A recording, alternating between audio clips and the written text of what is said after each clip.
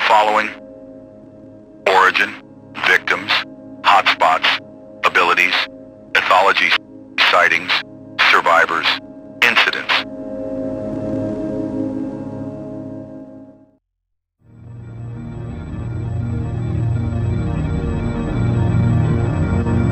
While the true origins of Siren Head is unknown, it's still possible to speculate. There are multiple incidents that researchers believe are connected to Siren Head's origin. Siren Head possesses abilities that aren't natural. Such adaptations would not come naturally on Earth.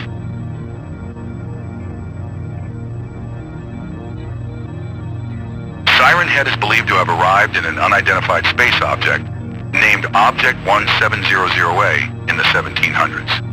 Upon research in 1988, the theory that Siren Head came from space became more evident.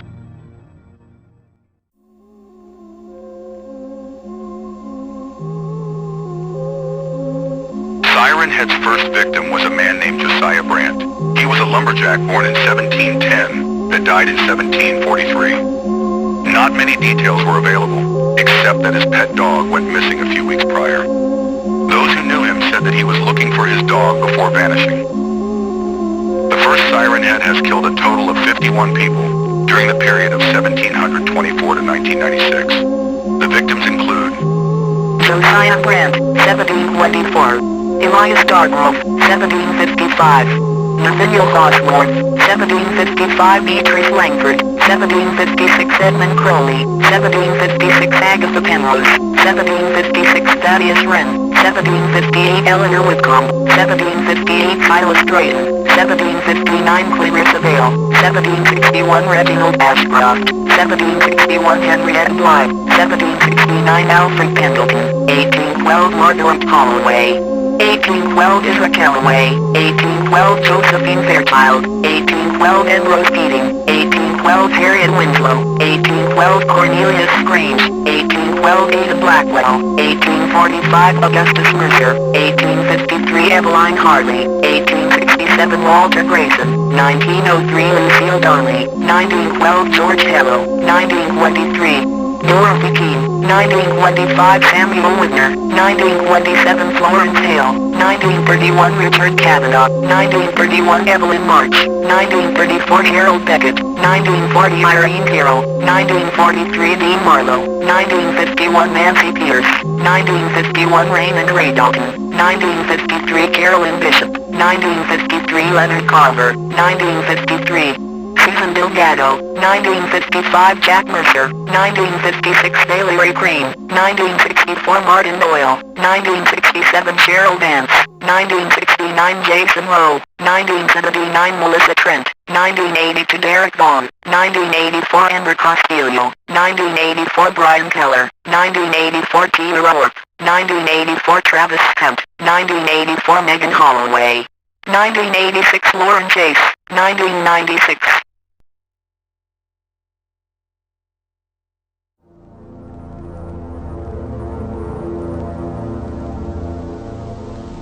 Siren Heads often chooses to hunt in areas that fit the following criteria: low human population, suburban areas, campsites. Such places usually lack proper defense. Large forests usually have enough resources the Siren Head can use to its advantage. Stable climates gives the Siren Head more opportunities to hunt since the weather patterns don't change much. Here's all of the regions where people have died to a Siren Head.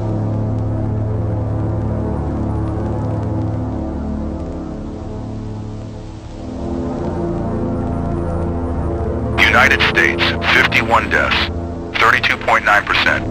Sweden, 17 deaths, 10.9%. Russia, 28 deaths, 18.06%. Finland, 14 deaths, 9.03%. Norway, 11 deaths, 7.09%. Kazakhstan, 5 deaths, 3.2%. Mongolia, 4 deaths, 2.5%. China, 3 deaths, 1.9%. United Kingdom, 6 deaths, 3.8%. Ireland, 3 deaths, 1.9%. Iceland, 2 deaths, 1.2%. Germany, 9 deaths, 5.8% Poland, 7 deaths. 4.5% Czechia, 4 deaths. 2.5%.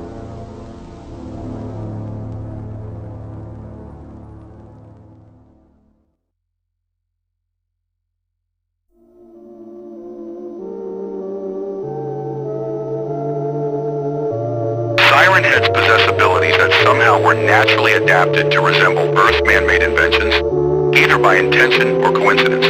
But one thing is sure, the adaptations wouldn't evolve naturally. The ability list includes strength. Despite them being very skinny and seemingly lacking muscle, they are very strong, and the youngest are capable of ripping metal doors off of their hinges.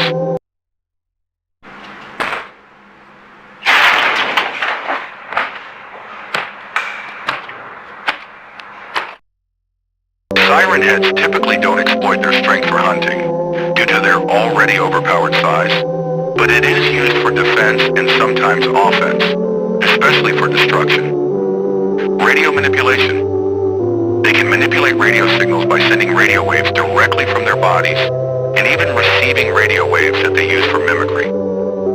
The ability to send radio waves can also be used to create fake phone calls. The siren head emits a powerful modulated RF signal. The signal mimics cell tower handshakes. Nearby phones briefly lock on to the signal. Sonic scream. Occasionally siren heads can unleash a powerful screeching scream, often reaching up to approximately 150 to 170 decibels. They often use it to disorient their victims, since the noise is powerful enough to burst eardrums and destroy soft tissue. Speed. Depending on the amount of time spent in hibernation, the babies can run up to 55 kilometers per hour, while the adults can run at 60 to 90 kilometers per hour. This makes the siren heads hard to outrun, and in most cases, encounterers end up getting killed. Shapeshifting. While they technically are able to shapeshift, it's only partial, which means they can only change the shape of their heads.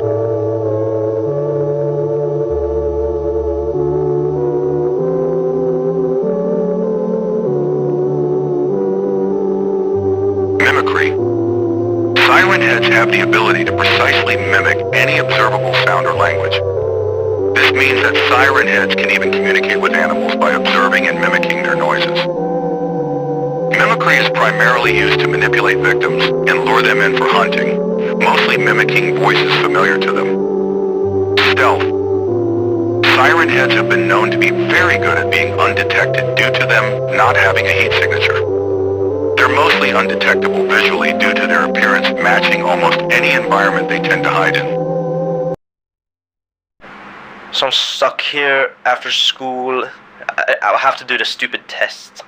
I'm the only one in the whole school building right now. It's dark, and there's no one else here. At least I'm with not from probably like a janitor or something. But yeah, I'm so done with life. Electromagnetic interference. They can manipulate electromagnetic activity from a long distance. This lets them stop cars, control aircraft, and cause power outages.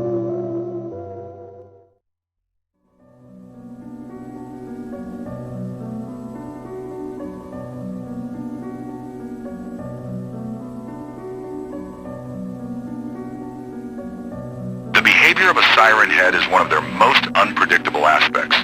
Their behaviors were most likely adapted to survive harsh extraterrestrial ecosystems. But despite siren heads rarely displaying any notable behaviors, except for hibernating and occasionally hunting, researchers at IKP have managed to note a few behaviors seen in most siren heads. Behavior 1. They kill less than 10 victims per month. This could mean three things. 1. Siren head uses a strategy when gathering that ensures he gets the right amount of healthy victims. 2. Siren head's brain is evolved for building analysis on their prey. 3.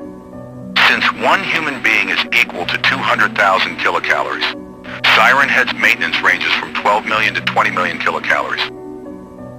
Behavior 2. They only stay in one territory most of the time. This could mean three things. One, they do this because they have lacked the ability to battle their opponents throughout their evolution.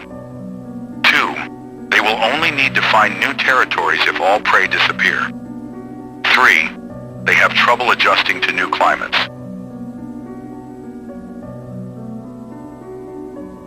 Behavior 3, they occasionally hunt without eating the prey afterwards. This could mean three things. One, they do this to eliminate potential threats. Two, they do this to mark their territory. Three, they kill for sport.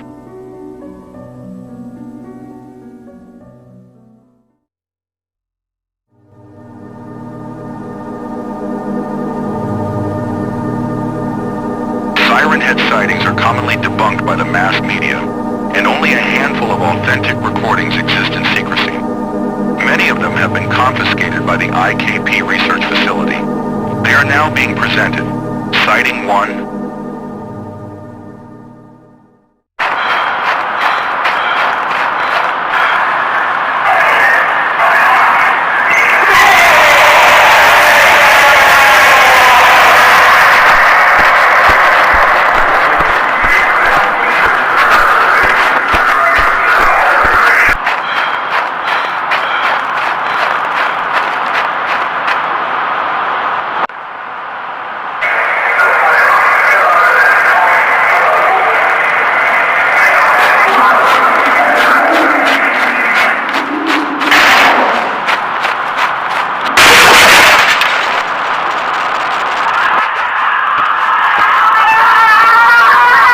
Sighting 2,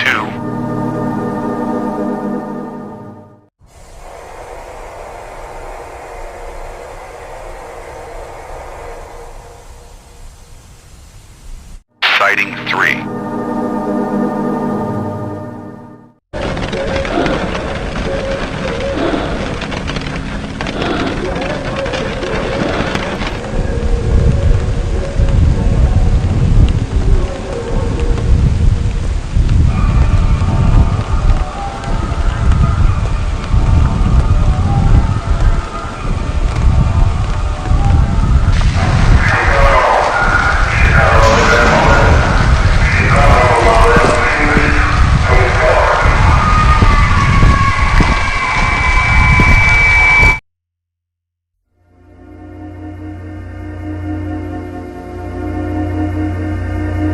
As of 1997, only a handful of people claim they've encountered Siren Head and escaped without death. Mateusz Kaczmarek.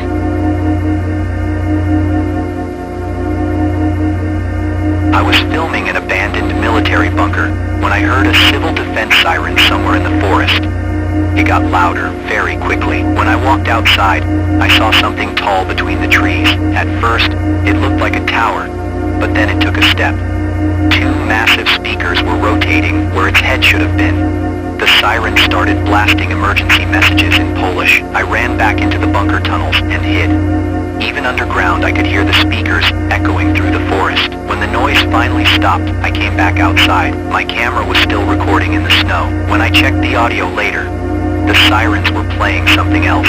They were playing my voice telling me not to leave. Ethan Holloway.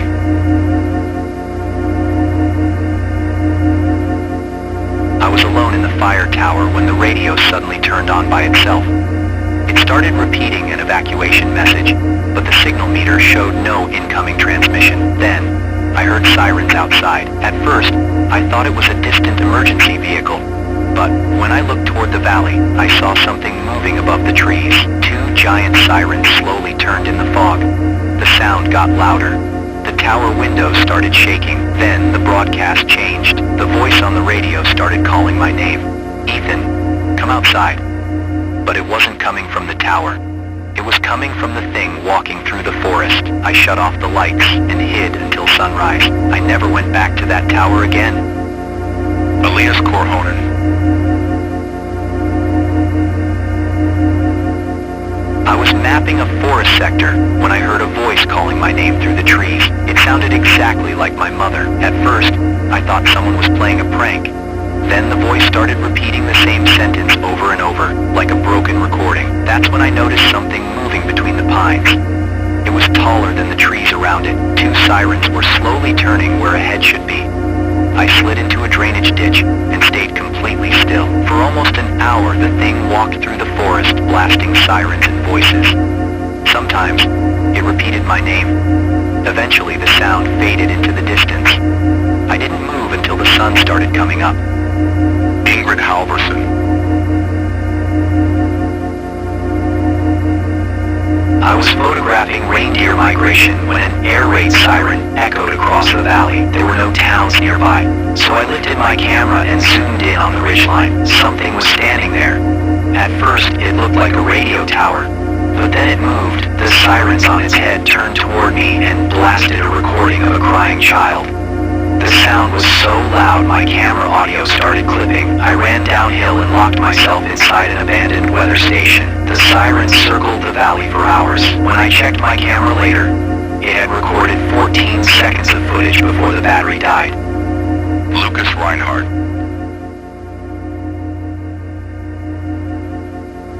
I was driving through the forest at night when my truck radio suddenly switched to an emergency broadcast. The message kept repeating, "Evacuate immediately," but the signal indicator showed nothing. Then the speakers blasted an air raid siren so loud it nearly blew them out. I looked out the window and saw something impossibly tall standing between the trees. It stepped closer to the road. I abandoned the truck and ran into a roadside drainage tunnel. The sirens continued for several minutes, echoing through the forest. When I came back, the roof of my truck cab was crushed inward, like something huge had stepped on it.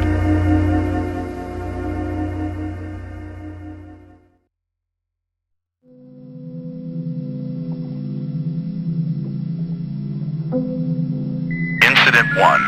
The Altenau Incident. This incident takes place on a German town where siren head babies suddenly came from the nearby forest and started killing people. The only evidence that was left from the incident was a recording from inside a shop. The content will now be displayed.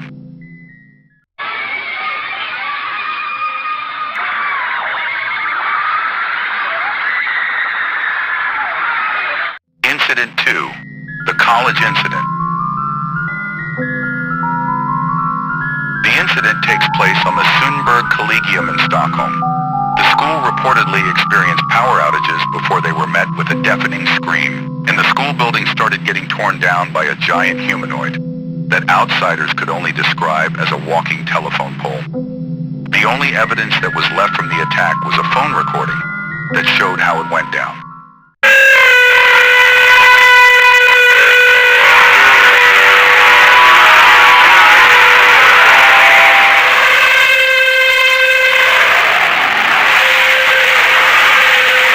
Incident 3, Flight 712. The incident takes place on a Nordair flight that went from Sweden to Norway. In the middle of the flight, the pilots suddenly lost all control of the aircraft, and the plane went into a nosedive, killing all souls on board. The only evidence that was left from the crash was a black box recording, along with flight path data.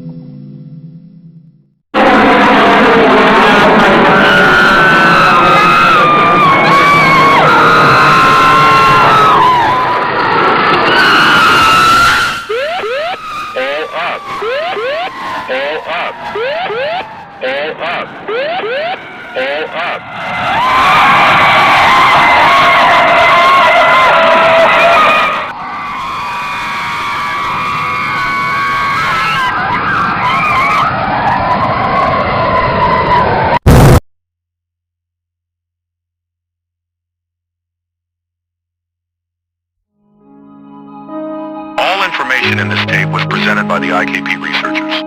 Any unauthorized distribution of this tape will have extreme consequences. Next episode, Anatomy.